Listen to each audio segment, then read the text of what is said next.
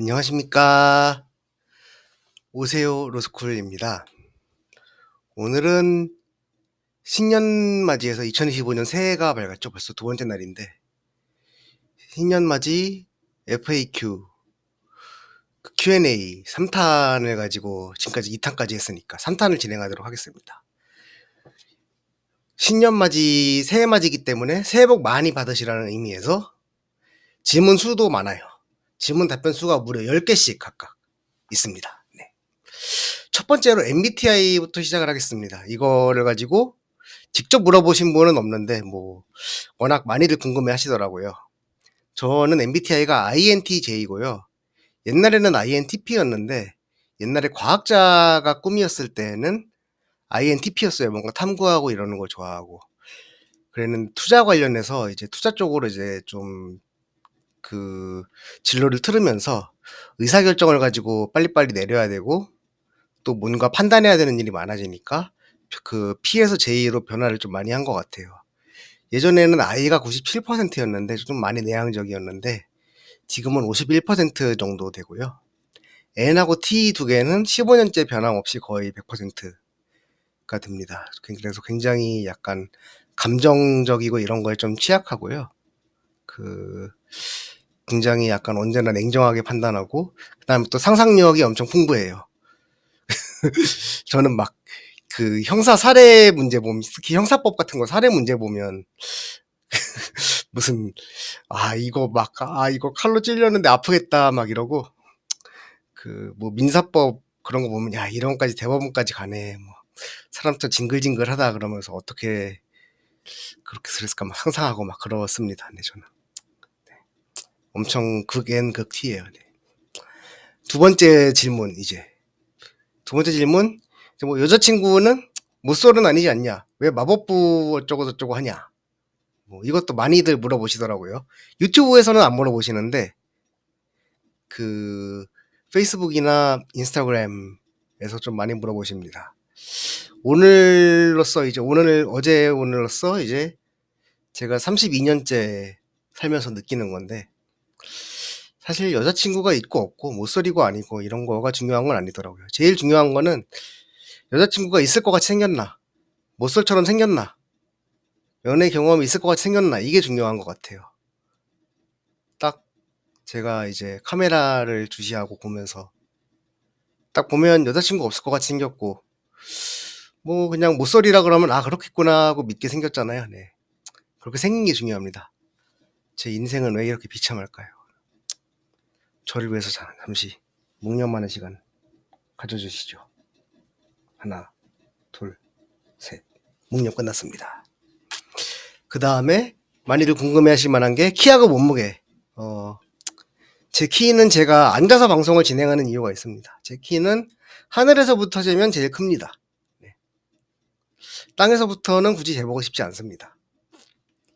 몸무게는 이 몸무게가 여자 몸무게 묻는 게 신뢰라는 말이 있잖아요. 굉장히 여자 몸무게는 물어보면 안 된다는 말이 있기 때문에 있는데 이 채널은 오세요 로스쿨 유튜브 채널은 성평등을 지향하는 굉장히 정치적으로 올바른 채널입니다. 그렇기 때문에 남자 몸무게도 여자 몸무게하고 똑같이 묻지도 않고 답하지도 않는 것으로 하겠습니다.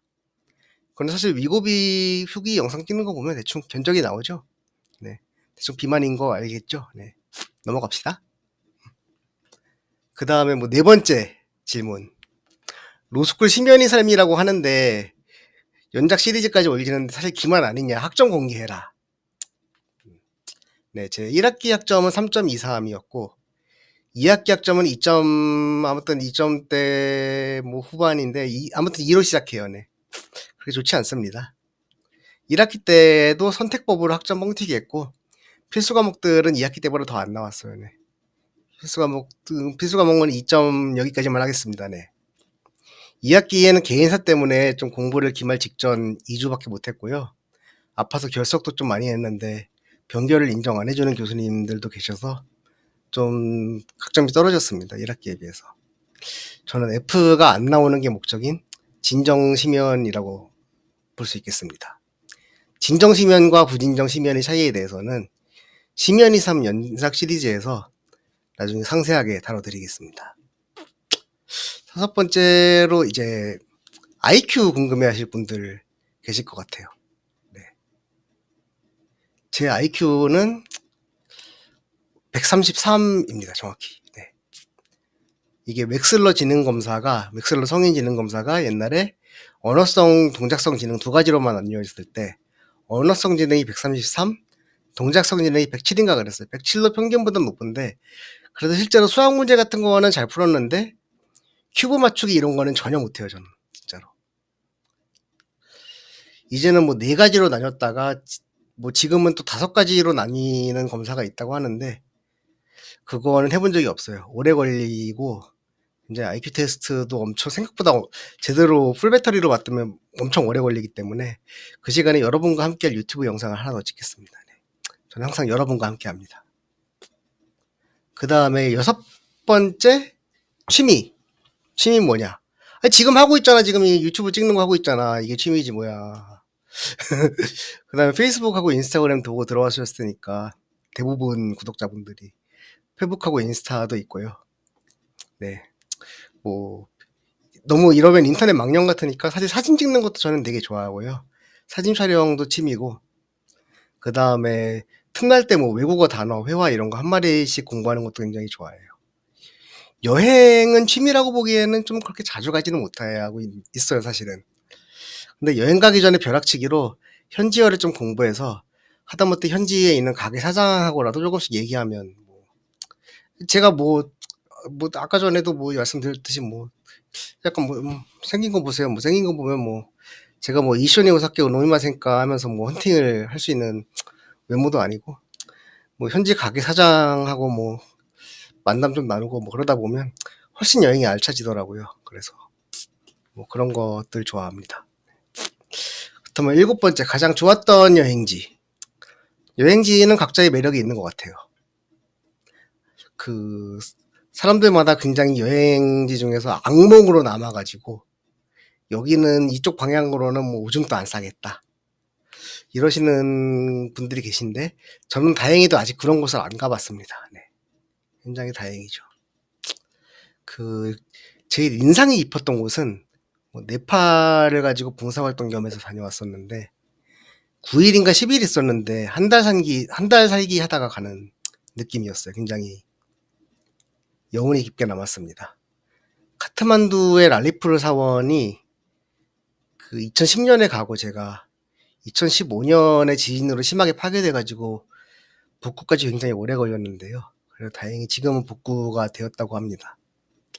한국인들한테는 사실 오버워치 맵 배경으로 더 유명한 곳이죠. 오버워치 맵 배경 이름이 네팔이었나 카트만두였나 그런데, 그게 굉장히 그 맵 배경으로 되게 유명해요. 아무튼 그 다음에 기억에 많이 남는 여행은 북유럽 일주한 거랑 스페인이랑 작년 여름에 아오모리 여행 갔었던 거, 그게 기억에 많이 남네요. 왜냐하면 일행하고 같이 가는데 비행기 표부터 현지 교통하고 숙박하고 이런 거, 입장권 이런 것까지 제가 직접 예약하고 일행 가이드까지 손수 다 했던 그런 여행들입니다. 네. 혼자 갔던 여행들도 당연히 제가 하긴 하는데, 제가 그래도 일행 하나를 책임지면서 그렇게 여행을 가고 또 어떻게 성공적으로 귀국까지 하고 했다는 게 참 이제 기억에 많이 남는 것 같아요. 혹시 이번 겨울에 일본이나 대만 가이드 필요하신 분 계시면 댓글 달아주세요. 저 돈 없는데 꼽사리 껴서 가게 해주세요. 마지막에 8번 이상형. 8번 이상형. 네. 8번 질문 이상형. 저는 마음이 굉장히 아닙니다. 뭐라고 말해야 되나 좀 생각을 좀 해봤는데, 이거 지금 카메라에 비치고 있는 제 얼굴을 가지고 보니까 그렇게 분수에 맞게 따지지 않는 것이 옳은 것 같습니다. 혼자 살다 고독사 해야죠. 네.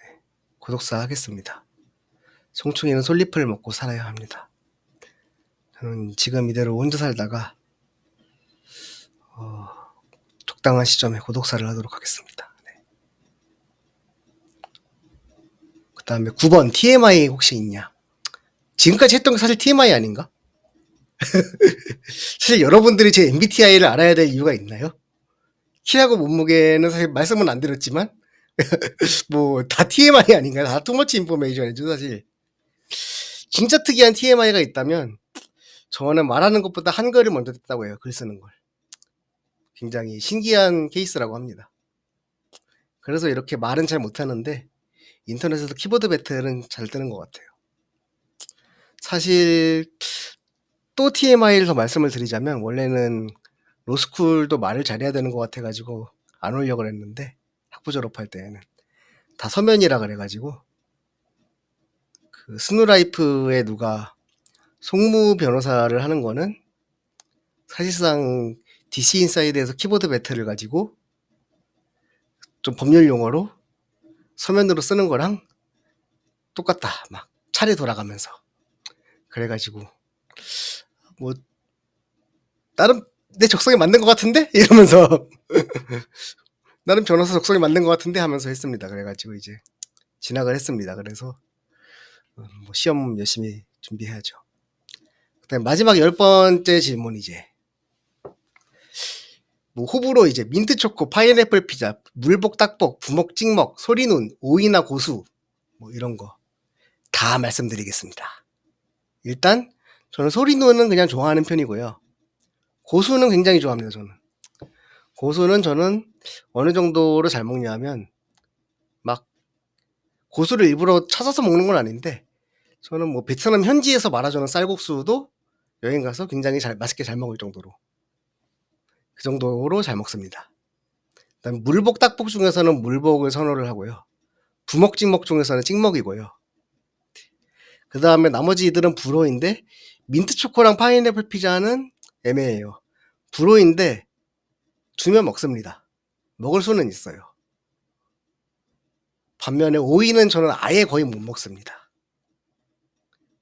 뭐 TMI로 버섯은 더 싫어하고요. 버섯은 진짜로 그냥 알레르기 있다고 뺄 정도로 싫어합니다. 실제로 알레르기 없는데도요. 오이는 어쨌든 아예 거의 못 먹고 김밥에서는 심지어 뺄 수 있으면 빼는 편이에요. 특히 김밥에 오이하고 단무지가 있으면 화장실에서 이제 변소 문 잠그고 혼밥할 때 옆칸에서 씹는 소리 들려가지고 혼밥하는 거 걸리고 그러기 때문에 빼는 거를 굉장히 선호합니다. 참 슬프죠? 농담인 거 아시죠? 농담 맞지? 지금 아싸이 삶이 너희들한테는 농담으로 보이지? 이런 거 알아서 알 필요 없는 삶이 부럽네요. 화장실에서 혼밥할 때 오이랑 단무지 빼면 저는 좋은 거 알지 않아도 되는 삶이 부럽습니다. 네. 저 불쌍하니까 구독하고 좋아요하고 댓글 알림 설정 부탁드립니다. 네. 감사합니다. 다시 한번 2025년 새해 복 많이 받으십시오. 감사합니다.